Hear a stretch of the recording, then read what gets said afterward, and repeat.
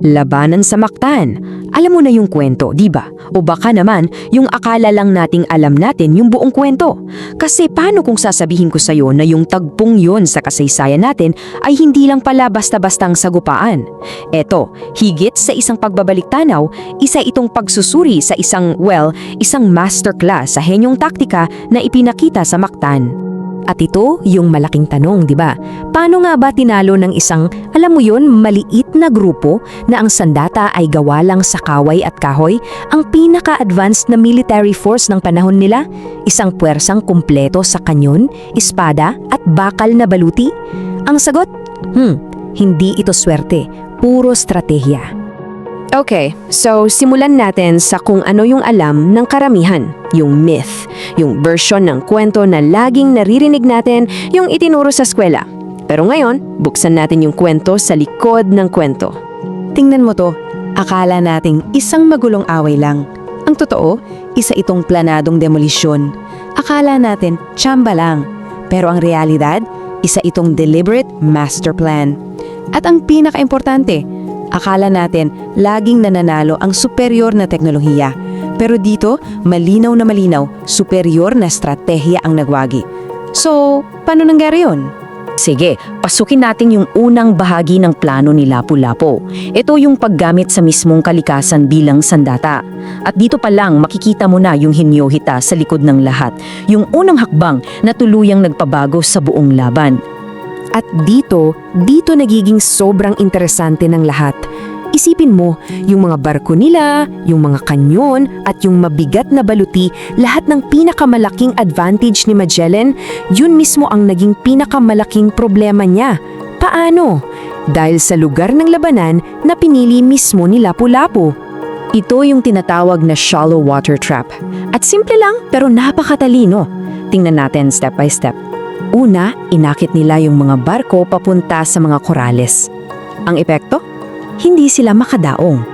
Pangalawa, dahil dyan, napilitan yung mga sundalo na bumaba at lumusong sa tubig na hanggang tuhod. Nako, subukan mo kayang tumakbo na may suot na bakal sa ganyang sitwasyon? Imposible. Pangatlo, dahil ang layo ng mga barko sa dalampasigan, yung mga kanyon nila wala ng silbi. At pang-apat, dahil sa lahat ng yan, nalikha ang perfectong kill zone. Mabagal ang kalaban, pagod at sobrang dali nilang punteryahin. Familiar ba yung idea? Kasi yan ay isang classic na bottleneck strategy. Isang taktika na ginagamit pa rin hanggang ngayon sa modernong labanan.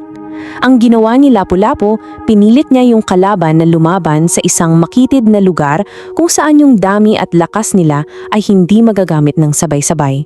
Ang galing, no? Pero teka, hindi lang yan tungkol sa kapaligiran. Yung susunod na layer ng plano mas malalim pa. Ito'y tungkol sa psikolohiya, sa tamang pag-asinta at sa paninin lang. So tara na sa mind games ng Mactan. Simple lang, binaliwala nila yung baluti. Oo, tama yung narinig mo. Alam kasi ng mga mandirigma ni Lapu-Lapu na kung susugurin nila yung bakal, para lang silang nag-aaksaya ng lakas. Kaya hindi nila ginawa. Sa halip, ang ginawa nila ay sobrang talino. Tinitignan nila yung mga kahinaan. Isipin mo, parang surgeon. Inatake nila yung mga binti na walang proteksyon, yung mga mukha na nakalantad, at yung mga maliliit na siwang sa pagitan ng mga baluti. Grabe, di ba? Surgical precision yan. Bawat atake may plano. Bawat tira kalkulado para samantalahin ang bawat kahinaan ng kalaban. At yung mga sandata nila, mga sibat na kawayan na pinatigas sa apoy at mga palasong may lason. Napakasimple, di ba? Pero sa kamay ng matatalinong mandirigma, naging high precision instruments yung mga yan. Pinatunayan lang nila ulit na hindi yung teknolohiya ng sandata ang nagpapanalo sa laban, kundi yung talino sa likod ng paggamit nito. Pero hindi pa dyan natatapos. Yung huling piraso, eto na yung, alam mo yon, pamatay na galaw. Isa itong psychological decoy. Alam kasi nila Lapu-Lapu na ang pinakamalaking kahinaan ng isang malakas na kalaban ay madalas yung sarili nilang kumpiyansa. At ginamit niya yung decoy maneuver. Paano? Hinati niya yung hukbo niya para sa simula magmukha silang mas kaunti. Dahil dyan, nalito yung mga scout ni Magellan. Ang inakala nila, kaya natin to, madali lang. At yun yung resulta. Isang nakamamatay na overconfidence. Pumasok sila sa bitag ng mayabang nang walang kaalam-alam na isang mas malaki at mas handang puwersa pala ang nag-aabang sa kanila. So, kapag pinagsama-sama mo lahat yan, yung paggamit sa kalikasan, yung surgical na pag-atake, at yung psychological warfare, isang napakalinaw na larawan ang mabubuo. Si Lapu-Lapu ay hindi lang isang bayani, isa siyang henyo, isang strategist. Alam mo ba, may tawag dyan sa modernong terminolohiya, asymmetric warfare. Ito yung stratehiya na kung saan yung tila mas mahinang puwersa ay gumagamit ng mga di pangkaraniwang taktika para talunin yung mas malakas na kalaban. Paano? Sa pamamagitan ng pag-atake sa mga specific na kahinaan nila. Pamilyar, no? Kasi yan mismo yung ginawa ni Lapu-Lapu 500 taon na ang nakalipas. At ito yung pinakamahalagang takeaway natin, yung tagumpay sa Mactan. Hindi lang yun basta isang panalo.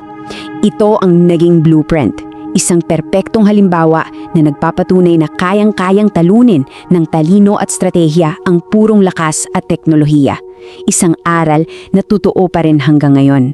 So ngayon na nakita na natin yung talino sa likod ng tagumpay sa Mactan, iwan ko sa iyo itong tanong na to. Alin sa mga taktikang to ang pinakahumanga sa iyo? Yung paggamit ba sa kalikasan bilang isang bitag? Yung surgical precision laban sa bakal? O yung matalinong panlinin lang?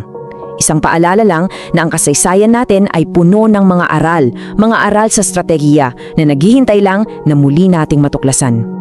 Kung nagustuhan mo ang kwentong ito, huwag kalimutang i-like ang video, mag-subscribe at i-on ang notification bell para sa iba pang alamat at kwentong bayan. I-share mo rin ito para mas marami pang Pilipino ang makaalala ng kagandahan ng ating mga kwento.